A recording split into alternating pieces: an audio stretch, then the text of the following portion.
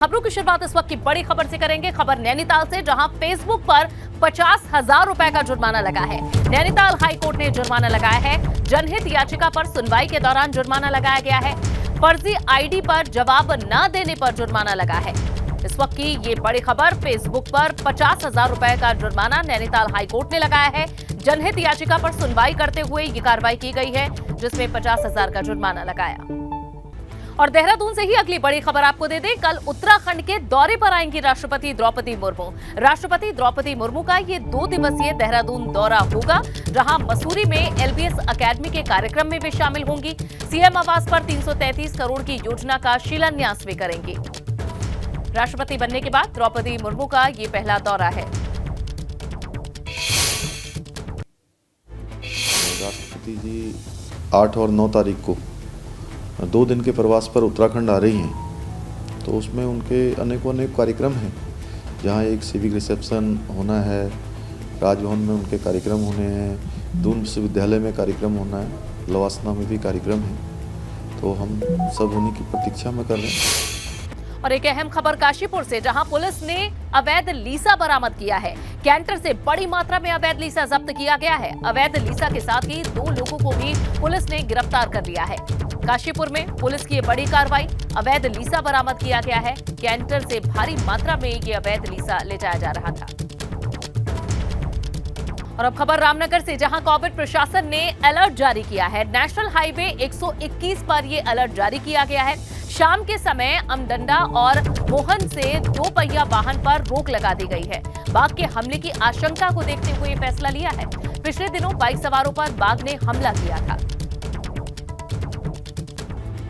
Delhi MCD चुनाव में आम आदमी पार्टी के प्रदर्शन से आप कार्यकर्ता जश्न में डूबे हैं। इसी को लेकर हरिद्वार और देहरादून में आम आदमी पार्टी के कार्यकर्ताओं ने आतिशबाजी, पटाखे जलाकर और मिठाइयां बांटकर अपनी खुशी जताई। आप कार्यकर्ताओं को उम्मीद है कि उत्तराखंड में होने वाले नगर निकाय चुनाव में भी आप ऐसा ही प्रदर्शन करेंगे।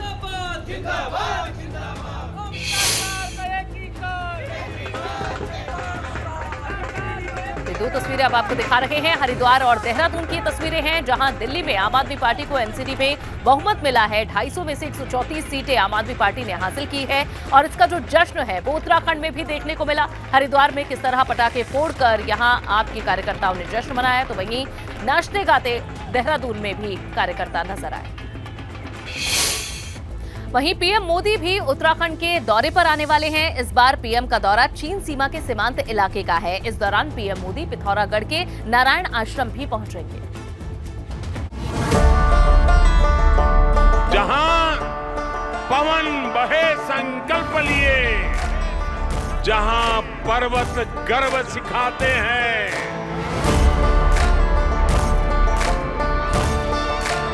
जहां ऊंचे नीचे सब रास्ते बस भक्ति के सुर में गाते हैं। उस देव भूमि के ध्यान से ही मैं सदा धन्य हो जाता हूं।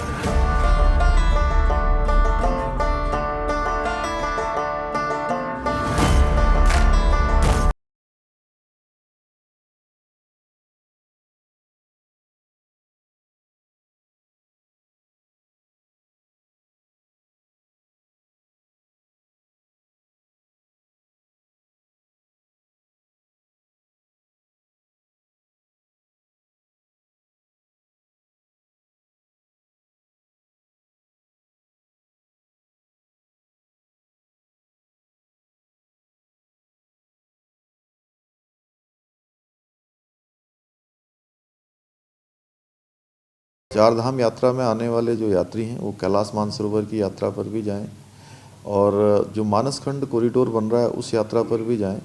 तो माननीय प्रधानमंत्री जी से भी हम अनुरोध करेंगे कि आने वाले समय में वो जहां नारायण आश्रम, मायावती आश्रम, इन सभी स्थानों पर उनका समय मिले, उनका प्रवास हो, जिससे देश दुनिया की नज़र में यह क्षेत्र भी, जो भोले बाबा का कैलाश पर्वत है, ये भोले बाबा का कैलाश पर्वत भी चूँकि जानते सभी लोग हैं, लेकिन माननीय प्रधानमंत्री जी का वहाँ प्रवास होगा तो निश्चित रूप से वो विश्व के नक्शे पर चमकेगा। नारायण आश्रम धारचूला में स्थित है। जो कैलाश मानसरोवर यात्रा का मुख्य पड़ाव है। केंद्र सरकार इस क्षेत्र को विकसित करने की योजना बना रही है। इस क्षेत्र का विकास मानसरोवर मानसखंड कॉरिडोर के तहत किया जाना है। स्वदेश दर्शन योजना है भारत सरकार की। स्वदेश दर्शन यात्रा में हमने जहां माणा क्षेत्र को लिया है, वाइब्रेंट विलेज के रूप में लिया है, वहीं नारायण आश्रम और उसके आसपास के क्षेत्र को भी स्वदेश दर्शन यात्रा में प्रस्तावित किया है, जिससे कि जो भारत सरकार की एक योजना है, उस योजना में 100 करोड़, 150 करोड़, 200 करोड़ के आसपास का जो धनराशि है, ऐसे स्थानों को डेवलप करने में लगाया जाता है। तो हमारी प्राथमिकता में 2 स्थान हैं। चीन सीमा से लगे पिथौरागढ़ के गांव को विकसित करने की योजना है। मानसरोवर कॉरिडोर के लिए स्वदेश दर्शन योजना के तहत 100 करोड़ रुपए खर्च होंगे। केंद्र की योजना है कि मानसरोवर कॉरिडोर के जरिए इस क्षेत्र का विकास हो। पीएम के दौरे को लेकर तैयारियां शुरू हो चुकी हैं। चीन सीमा से लगे क्षेत्र में पीएम पहुंचेंगे, इसलिए ये दौरा बेहद अहम हो जाता है। बस लिए समर्पण तन मन से मैं देवभूमि में आता हूँ, मैं देवभूमि में आता हूँ। एबीपी गंगा के लिए देहरादून से पंकज राणा की रिपोर्ट। है भाग्य मेरा, सौभाग्य मेरा, मैं तुमको शीश नवाता हूँ। बढ़ेंगे खबरों में आगे। खबर खटीमा से एक बड़ी खबर आपको यहां से दे दें, जहां अतिक्रमण पर खिलाफ इसके कार्रवाई की गई है। दरअसल खटीमा में अतिक्रमण पर बिजली विभाग ने कार्रवाई की है। बिजली विभाग की जमीन से ये अतिक्रमण हटाया गया है। ये बिजली विभाग की जमीन थी जिस पर अतिक्रमण हुआ था और राजस्व विभाग की टीम ने जेसीबी से इस अवैध निर्माण को ध्वस्त किया है। उच्च शिक्षा विभाग की तरफ से देहरादून में 2 दिवसीय चिंतन शिविर की शुरुआत हुई है। मुख्यमंत्री पुष्कर सिंह धामी चिंतन शिविर की शुरुआत करने पहुंचे। 8 दिसंबर तक ये चिंतन शिविर चलेगा, जहां चिंतन शिविर में राज्य स्तरीय कार्यशाला भी आयोजित की गई है। इसमें प्रदेश के सभी विश्वविद्यालयों और महाविद्यालयों की समीक्षा की जा रही है, जिसमें ये तय होगा कि सभी विश्वविद्यालय महाविद्यालय यूजीसी के मानकों के मुताबिक चल रहे हैं या नहीं। बहुत सारे विशेषज्ञ, बहुत सारे विद्वज्जन आपस में चिंतन करने वाले हैं, मंथन करने वाले हैं और इसमें शिक्षा की गुणवत्ता में, उच्च शिक्षा के क्षेत्र में कैसे सुधार हो, कैसे हमारे संस्थानों को और गुणवत्तापूर्ण बनाया जाए, कैसे उसको और अधिक हमारे छात्र छात्राओं के लिए सुविधाजनक बनाया जाए, अच्छा बनाया जाए और नई शिक्षा नीति जिसमें सभी बातों का समावेश है, माननीय प्रधानमंत्री मोदी जी के नेतृत्व में पूरे देश के अंदर लागू हुई है। हमारे राज्य में दोनों ही बेसिक और उच्च शिक्षा दोनों में ही लागू हुई है। इन सभी पर विशेष रूप से चर्चा होगी और इसमें से, इस मंथन में से, इस चिंतन से अमृत निकलेगा और वह अमृत हमारे राज्य के लिए, सभी नौनिहालों के लिए, सभी शिक्षार्थियों के लिए अमृत का काम करेगा। उधर कोटद्वार में ठगी करने वाले 3 लोगों को गिरफ्तार किया गया है। इस वक्त की बड़ी खबर, पुलिस ने आरोपियों को दिल्ली से गिरफ्तार किया है। प्रॉपर्टी दिलवाने के नाम पर 45 लाख रुपए की ठगी की गई थी। साइबर सेल की मदद से अब ये गिरफ्तारी हुई है। 3 लोगों को दिल्ली से इस मामले में गिरफ्तार किया गया है।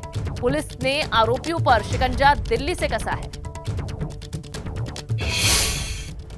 उधर कांग्रेस के पूर्व प्रदेश अध्यक्ष गणेश गोदियाल ने बिगड़ती कानून व्यवस्था, महिला सुरक्षा, बेरोजगारी समेत जनहित के मुद्दों पर सरकार को घेरा है।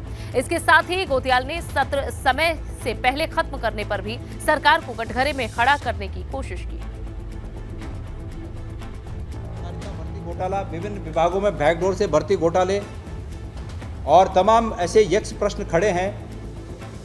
अतिथि शिक्षकों का मामला, चाहे सिंचाई विभाग में अवर अभियंताओं की नियुक्ति का मामला, ऐसे तमाम बातें खड़ी हैं जिन पर कि विधानसभा में चर्चा के बाद कुछ निर्णय होने चाहिए थे। लेकिन उसके बाद ये कहना कि विधानसभा के सामने कोई बिजनेस नहीं था, कोई कार्य नहीं था, इसलिए 2 दिन में समेटा गया, मैं समझता हूँ कि उत्तराखंड की जनता की भावना के साथ खिलवाड़ है। कर्णप्रयाग के थराली में 3 दिवसीय लबाड़ मेले की शुरुआत हो गई है। यहां सैनिक कल्याण मंत्री गणेश जोशी ने मेले की शुरुआत की है और इस दौरान गणेश जोशी ने शहीद स्मारक जाकर शहीदों को नमन भी किया है। साथ ही गणेश जोशी ने सवाल मेले को राजकीय मेला घोषित करने की घोषणा भी की है। घोषणा की है कि इस मेले को हम राजकीय मेले में शामिल करेंगे। अगली बार जब हम इस मेले में आएंगे तो ये मेला राजकीय मेला होगा। माननीय मुख्यमंत्री जी भी एक सैनिक के पुत्र हैं और सैनिकों की पूरी मांग होती है, उसको सबसे पूरा करते हैं। एक यहाँ पर सेंट्रल स्कूल की मांग पिछले कई दिनों से चल रही है, मुख्यमंत्री के माध्यम से वो प्रक्रिया में है। धारचूला में नेपाल की तरफ से पत्थरबाजी की घटना के बाद माहौल को शांत करने की कोशिश की जा रही है। इसी को लेकर धारचूला में भारत और नेपाल के अधिकारियों के बीच समन्वय बैठक हुई। तपोवन में दोनों देशों के अधिकारियों के बीच बातचीत हुई। इस दौरान नेपाल के अधिकारियों ने पत्थरबाजी करने वाले लोगों के खिलाफ कार्रवाई का आश्वासन दिया है। आश्वासन दिया है कि उसके अगेंस्ट जो भी पत्थरबाजी वहाँ से कर रहे थे उनके अगेंस्ट भी उन्होंने एक्शन लिया है, और वो जो उन्होंने एक्शन लिया है वो हमारे साथ भी शेयर करेंगे। और हमने उनको यही बताया है कि आगे भी इस तरह की घटना ना हो, इसके लिए भी वो एक्शन लें, तो वो पूरी तरीके से कन्विंस्ड है। पौड़ी जिले में HIV मरीजों की संख्या साल दर साल बढ़ रही है, जिससे स्वास्थ्य विभाग की चिंता बढ़ गई है। पौड़ी जिले में HIV मरीजों की संख्या 299 पहुंच चुकी है। इसी साल 22 नए मरीजों में HIV की पुष्टि हुई है। और अब बात करेंगे पहाड़ों पर बिछी सफेद चादर की। उत्तराखंड के ऊंचाई वाले इलाकों में मौसम का मिजाज फिर से बदला है। हेमकुंड साहिब में बर्फबारी हो रही है। गुरुद्वारे के पास बनी झील का पानी भी जम चुका है, तो वहीं हेमकुंड साहिब का पारा -12 डिग्री तक पहुंच चुका है। हालांकि हेमकुंड साहिब के कपाट फिलहाल बंद हैं।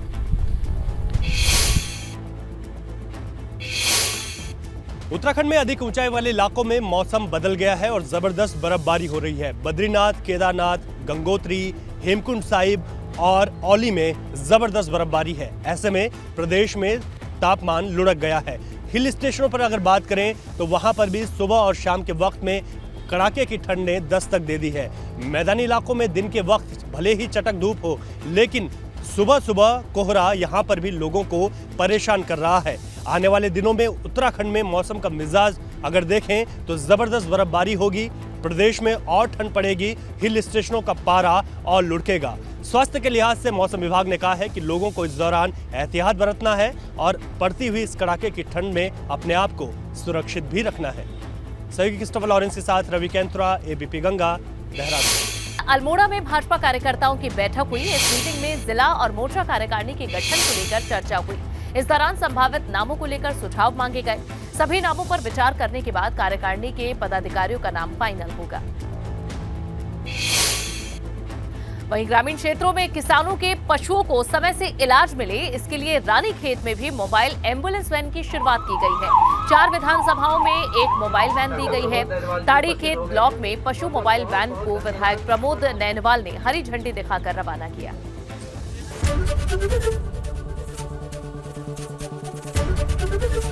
ABP गंगा, खबर आपकी, जुबान आपकी।